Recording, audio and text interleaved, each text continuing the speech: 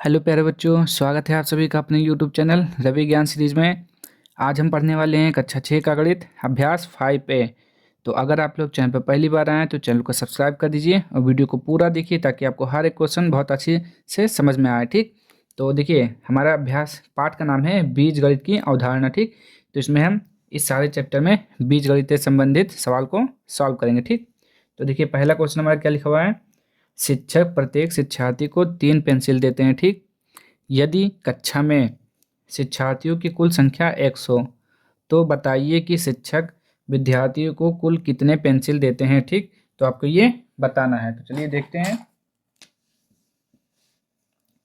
चलिए देखिए, हमने आपसे कहा कि देखिए क्या लिखा हुआ है, शिक्षक प्रत्येक शिक्षार्थी को 3 पेंसिल देता है। ठीक, देखिए अगर उस क्लास में देखिए 5, ये हो गया 5 पेंसिल। ठीक, और 10 लड़के हैं यानी कि 10 शिक्षार्थी हैं उसमें, तो देखिए अगर एक को 5 देता है तो 10 को कितना हो जाएगा, समझने का प्रयास करेगा थोड़ा। देखिए एक पेंसिल, एक छात्र को 5 पेंसिल देता है। ठीक, और छात्र कितने हैं, 10 हैं, तो 10 को कितने पेंसिल देगा, तो 10 से आप क्या करेंगे, 5 में गुणा कर देंगे तो टोटल 50 पेंसिल आ जाएगा। यानी कि जब एक को 5 मिला तो ऐसे 10 को कितना मिलेगा, 5 दाम में 50 पेंसिल मिलेगा ना।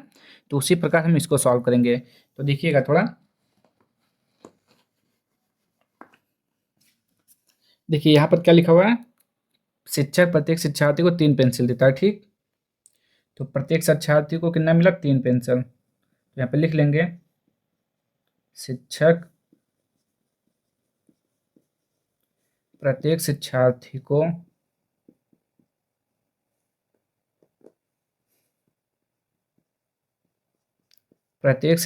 कितना देता है, 3 पेंसिल देता है। ठीक, और कक्षा में कुल कितने शिक्षार्थी हैं, देखिए कुल शिक्षार्थियों की संख्या कितनी है, देखिए जरा, कुल शिक्षार्थियों की संख्या आप ऐसे लिख लेंगे इसको अच्छे से। ठीक, शिक्षार्थियों की संख्या कितना दिया हुआ है बताइए जरा, x दिया हुआ है। ठीक, अब देखिए तो बताइए कि शिक्षक शिक्षार्थी को कुल कितनी पेंसिल देता है। तो कुल कितनी पेंसिल देता है, तो यहाँ पे निकाल लीजिए, शिक्षक शिक्षार्थियों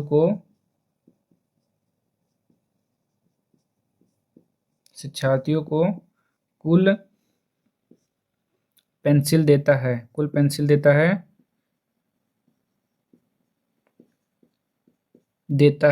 कितना देता है बताइए जरा।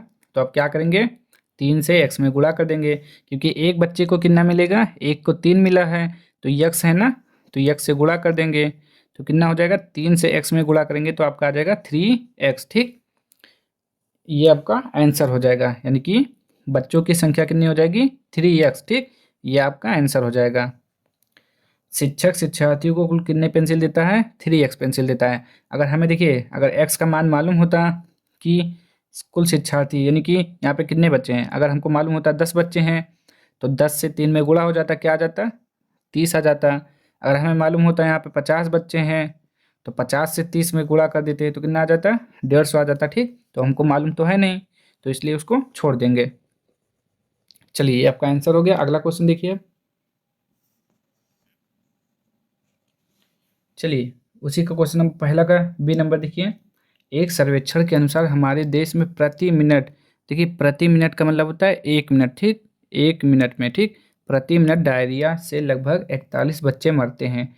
तो बताइए कि x मिनट में कितने बच्चे डायरिया से मरते हैं। ठीक, हमको मालूम करना है कि x मिनट में। ठीक, तो देखिए आप सबसे पहले क्या करेंगे, जो आपको इसमें डाटा मिला है उसको पहले लिख लीजिए, क्या क्या आपको दिया हुआ है।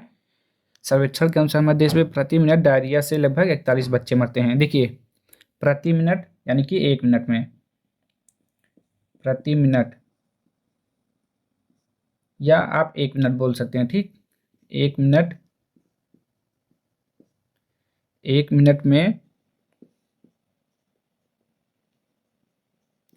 डायरिया से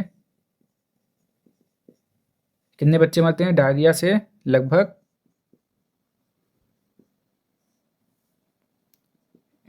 41 बच्चे मरते हैं। ठीक, कितने बच्चे, 41 बच्चे लगभग मरते हैं लगभग मरते हैं, कितने बच्चे मरते हैं? लगभग 41 बच्चे, ठीक। 1 मिनट में 41 बच्चा दिया हुआ है। अगर हमने कहा 2 मिनट में, तो आपको क्या करना है? कुछ नहीं करना है। जब 1 मिनट में 41 है तो 2 मिनट में 41 दूना कितना हो जाएगा? 2 4 दूना 8, 82 हो जाएगा, ठीक। आपको क्या करना है? गुणा कर देना है। जब आपको कहेगा 1 मिनट में 41, अगर हमने कहा 1 मिनट में 5 बच्चे मरते हैं, तो 2 मिनट में कितने मरेंगे? तो 2 मिनट में इसका, देखिए इसका दुगुना किया हमने तो इसका भी दुगुना कर देंगे, 5 दूना 10 हो गया। हमने कहा 3 मिनट में कितने मरेंगे? तो देखिए 1 का हमने 3 से 3 गुना कर दिया, तो 5 का 3 गुना 15 हो जाएगा, ठीक। ऐसे आपको सॉल्व कर लेना है। तो देखिए ज़रा, देखिए प्रति मिनट यानी कि 1 मिनट में डायरिया से लगभग मरते हैं 41 बच्चे। तो कह रहा है x मिनट में, तो आप यहाँ पे लिखेंगे x मिनट में, x मिनट में कितने बच्चे डायरिया से मरते हैं? तो x मिनट में बच्चे, x मिनट में बच्चे जो डायरिया से मरते हैं, जो डायरिया से मरते हैं,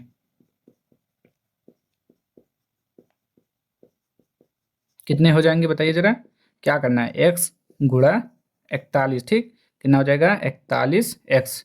ये x लिखा हुआ है, ठीक। या आप जैसे भी लिखना जानते हो ऐसे भी लिख लीजिए x, ठीक।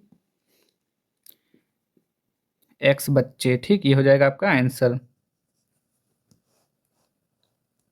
चलिए नोट कर लीजिए, फिर अगला हम देखें। हो गया? चलिए अगला देखिए। चलिए क्वेश्चन नंबर 2 देखिए क्या लिखा हुआ है। अपनी अभ्यास पुस्तिका पर रिक्त स्थानों में संख्याओं की जगह कोई बीज लिखिए और बताइए कि उसका प्रयोग किस संख्या के लिए किया गया, ठीक। देखिए जो बॉक्स खाली है, हमें यहाँ पे कोई बीज यानी कि XYZ जो भी आपको लिखना हो उसका लिखना है। या तो आप x लिखिए या a लिखिए, कुछ भी आप लिख सकते हैं, ठीक। और हमें बताना है कि उस जो आप लिखेंगे x लिखेंगे या a लिखेंगे तो वो किस किस अंक के बराबर लिखा गया है। तो देखिए इसमें ज़्यादा कुछ मुश्किल नहीं है। यहाँ पे देखिए 12 + 5 कितना हो गया? 17। अब देखिए यहाँ पे 5 लिखा हुआ है, 17। 5 में कितना जोड़ेंगे जब 17 आएगा? तो आप कहेंगे देखिए 12 5 17, तो यहाँ पे 12 जोड़ेंगे, ठीक। 12 जोड़ेंगे ना, लेकिन हमें संख्या तो लिखना नहीं है। क्या कह रहा है? कोई बीज लिखिए यानी कि x, तो आप x मान लेंगे यहाँ पर, ठीक। और ये x का मान कितना हो जाएगा? x का मान हो जाएगा यहाँ पे 12। यहाँ पे ऐसे देख लीजिए, मैच कर लीजिए। 12 x की जगह पे क्या होगा? 12, 5 की जगह पे 5, 17 की जगह पे 17, ठीक। ऐसे मैच कर लीजिए तो ये x बराबर 12 हो जाएगा, ठीक। यहाँ पे देखिए 4 गुणा 6 24 यानी कि 4 छंग 24। तो यहाँ पे देखिए कौन सा मिसिंग है? 4 मिसिंग है। तो देखिए जहाँ कुछ नहीं लिखा वहाँ x लिखेंगे और x का मान यहाँ पे लिखेंगे आप। x का मान कितना हो जाएगा? देखिए ऐसे मैच कर लीजिए, x का मान 4 हो जाएगा। ऐसे यहाँ पे देखिए 40 - 10 30, तो 40 माइनस यहाँ पे x लिखेंगे। और x देखिए 40 में से कितना घटाएंगे 30 आएगा? तो आप कहेंगे 10। तो x का मान कितना हो जाएगा? 10, क्योंकि यहाँ 10 लिखा हुआ है। अब देखिए 5 से भाग करेंगे 35 में तो 7 आएगा। तो यहाँ पर हम क्या लिखेंगे? पहले x लिखेंगे। अब देखिए इसके ऊपर क्या लिखा हुआ है? 5। तो x का मान कितना हो जाएगा? 5, बस। और इसमें कुछ करना ही नहीं है। चलिए अगला क्वेश्चन देखिए। चलिए क्वेश्चन नंबर 3 देखिए क्या लिखा हुआ है। रहीम के पास रुपया 10 थे, ठीक। उसने कुछ रुपए रजिया को दे दिए। उसके पास कितने रुपए बचे? इस संबंध को अक्षरों की सहायता से व्यक्त कीजिए, ठीक। चलिए देखिए उसको छोड़िए, हमने कहा कि आपके पास पहले से कितना 10 रुपया है, ठीक। आपके पास कितना है? 10 रुपया, ठीक। आपने कुछ रुपया अपने छोटे भाई को दे दिया, यानी कि आपने 5 रुपया दे दिया। 5 रुपया अपने छोटे भाई को दे दिया, तो आपके पास कितना बचा? तो 10 में से 5 गया, 5 रुपया बचा ना, ठीक। ऐसे तो करेंगे आप। अगर आपके पास 20 रुपया है, आपने अपने छोटे भाई को 10 रुपया दे दिया या अपने बड़े भाई को 10 रुपया दे दिया, तो आपके पास कितना बचेगा? 10 बचेगा। तो आप क्या कर रहे हैं? 20 में से 10 को घटा रहे हैं, ठीक। यही तो कर रहे हैं। तो ऐसे इसमें करना है, ठीक। समझ गए ना? तो देखिए रहीम के पास पहले से कितना रुपया है, यहाँ पे लिख लेंगे। रहीम के पास कुल रुपए कितने हैं? कुल रुपए हैं 10, ठीक। 10 रुपए हैं और उसने कितना रुपया दे दिया? रजिया को दिया। रजिया को दिया कितना दिया नहीं पता ना, जब नहीं पता तो x मान लीजिए। अब रहीम के पास कितना बचा कह रहा है, उसके पास कितने रुपए बचे, तो यहाँ लिखेंगे रहीम के पास बचा। ठीक, रहीम के पास बचा शेष कितना बचा 10 माइनस x। ठीक, ये हो जाएगा आपका आंसर। जैसे आपने किया ना, आपके पास 10 रुपया है, आपने अपने किसी को दे दिया, 5 रुपया खर्च कर दिया उसमें से, तो 10 में से 5 गया 5। यही तो करते हैं, बड़े से छोटे को घटाते हैं ना, तो बड़े से छोटे को घटा दिया। देखिए रजिया को कितना दिया x, क्योंकि हमें मालूम नहीं है। अगर मालूम होता कि उसने 2 रुपया दिया तो 2 घटा देते तो 8 आ जाता। तो जब नहीं मालूम है तो x लिखेंगे। ठीक, ये आंसर हो जाएगा। अब अगला क्वेश्चन देखिए, क्वेश्चन नंबर 4 देखिए क्या लिखा हुआ है। एक बगीचे में कुछ पेड़ थे। ठीक, देखिए यहाँ पर भी कह रहा है कुछ, हमें मालूम है नहीं मालूम है ना, तो कुछ मतलब हम x मान लेंगे। आगे देखिए 50 पेड़ और लगा देने पर पेड़ों की संख्या 120 हो गई। इस कथन को अक्षर की सहायता से व्यक्त कीजिए। ठीक, तो आपको करना क्या है, समीकरण बनाना है एक। तो देखिए एक बगीचे में कुछ पेड़ थे, कुछ का मतलब नहीं पता, तो आप क्या करेंगे x मान लेंगे। देखिए जरूरी नहीं आप x माने, आप y z a b कुछ भी, लेकिन आपको ज़्यादातर किताबों में एक्स वाई जेड ही दिखता है ना, तो आप मान सकते हैं। तो एक बगीचे में कुछ पेड़ थे यार, लिख लेंगे आप। एक बगीचे में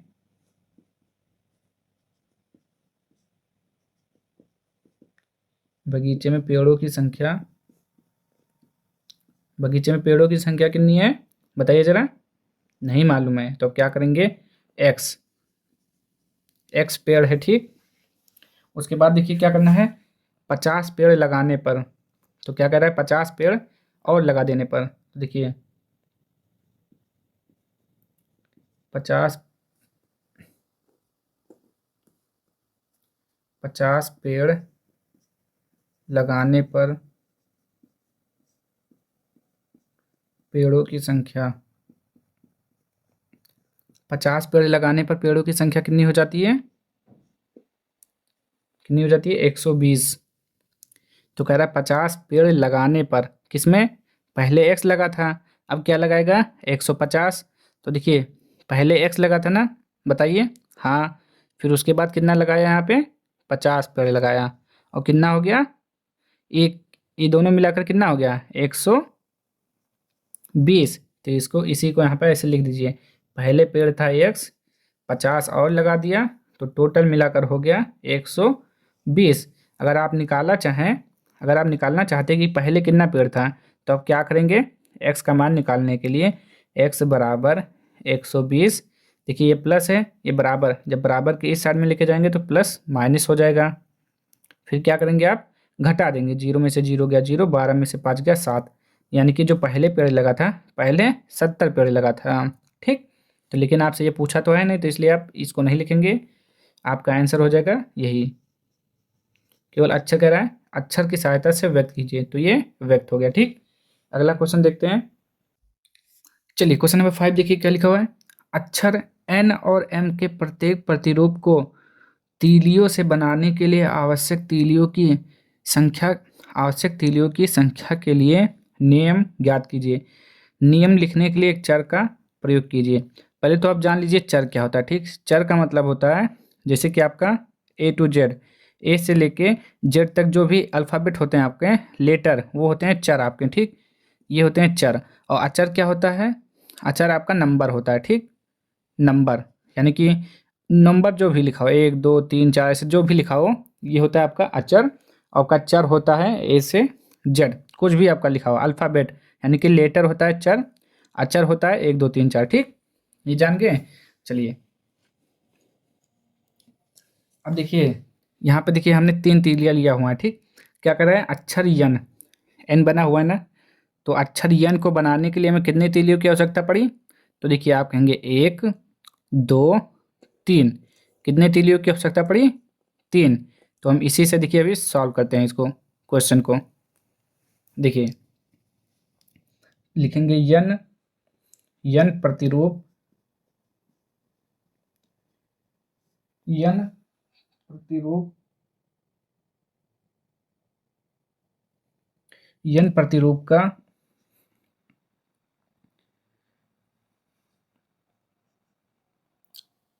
देखिए हम लिखेंगे यहाँ पे यन का एक प्रतिरूप बनाने में एक प्रतिरूप बनाने में तीलियों की संख्या। ठीक, कहाँ गया, तीलियों की संख्या। देखते रहिएगा, अच्छे से समझिएगा इसको। तीलियों की संख्या। एक प्रतिरूप, देखिए एक प्रतिरूप हमने बनाया तो कितने तीलियों की आवश्यकता पड़ी हमें, 1 2 3। ठीक, 3, तो यहाँ पे आप लिखेंगे 3।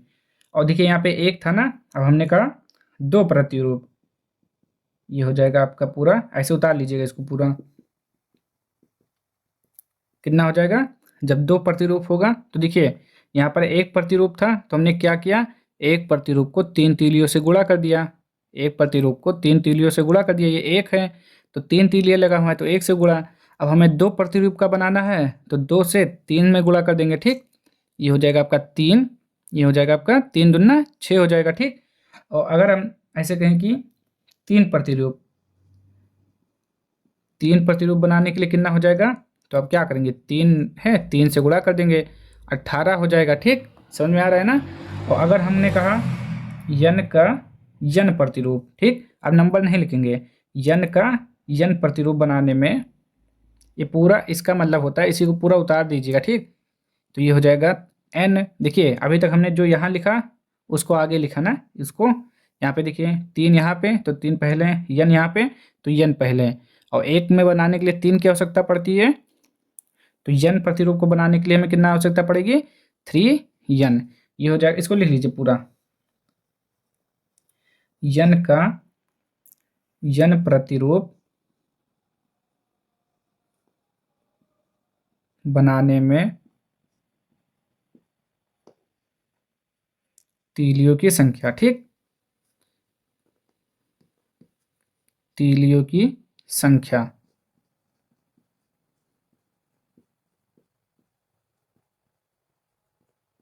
कितना हो जाएगा आपका ये, ठीक, n इंटू 3 बराबर 3n, ये हो जाएगा n के लिए। अब हमें देखना है m के लिए, तो इसको अगर आपने लिख लिया है तो हम इरेज कर दें, लिख लीजिए।